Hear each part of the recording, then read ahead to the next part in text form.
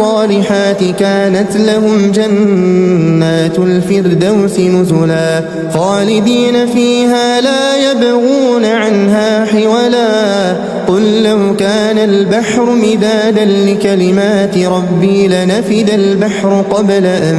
تنفد كلمات ربي ولو جئنا بمثله مددا قل إنما أنا بشر مثلكم يوحى إلي أنما إلهكم إله واحد فمن كان يرجو لقاء ربه فليعمل عملا صالحا ولا يشرك بعبادة ربه أحدا.